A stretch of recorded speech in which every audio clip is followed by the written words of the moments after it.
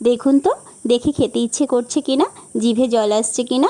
ভেটকি মাছের spring roll দেখে নিন কত ইজিভাবে বাড়িতেই বানিয়ে নেওয়া যায়। এখানে নিয়েছি মেজারমেন্ট কাপের 1 কাপ ময়দা আর 1 কাপ কর্নফ্লাওয়ার, আর দিয়ে দিচ্ছি স্বাদ মতো নুন, আর 2টো ডিমকে ফাটিয়ে দিয়ে দিলাম, আর দিয়ে দিচ্ছি 3 চামচ সাদা তেল, আর ওই একই কাপের মাপে দিয়ে দিলাম 1.5 কাপ জল। দিয়ে ভালো করে আমি গুলে নিচ্ছি।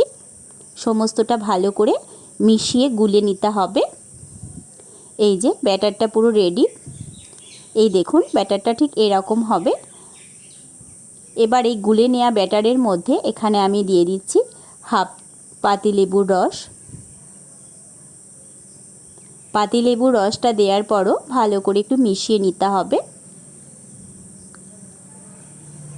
এবার একটা প্যান বা কড়াই গরম করে তাতে অল্প তেল দিয়ে সুতির পাতলা কাপড় দিয়ে আবার ভালো করে পুছে নিয়ে ননস্টিকের মতো করে নিতে হবে। যাদের ননস্টিকের কড়াই হাতের কাছে নেই তাদের জন্য বলছি। আর ননস্টিকের কড়াই হলে তো কোনো কথাই নেই। এই দেখুন সমস্ত রুটিগুলো আমি এরকম বানিয়ে নিয়েছি। সমস্ত রুটিগুলো কিন্তু এরকম পাতলাই হবে। এবার এখানে আমি আগে থেকে ভেটকি মাছের পুর রেডি করে রেখেছিলাম। পুরটাকে দিয়ে এরকম প্রথমে একটা ভাঁজ করে দিয়ে দুপাশ থেকে এরকম মুড়ে আবার এরকম রোল করে আমি ভাঁজ করে নিয়েছি।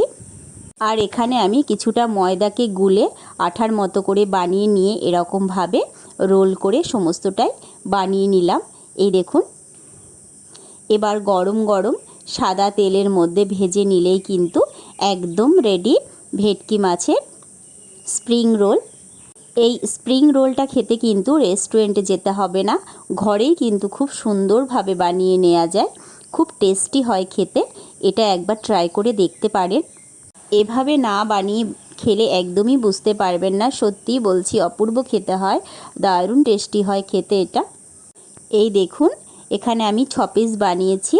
সমস্তটা আমি প্লেটের মধ্যে পরিবেশন করে দিয়েছি। আর এখানে একটা আমি ভেঙে দেখালাম। এই দেখুন এখানে আমি একটু টেস্ট করে দেখছি। সত্যি অপূর্ব হয়েছে, দারুণ হয়েছে খেতে।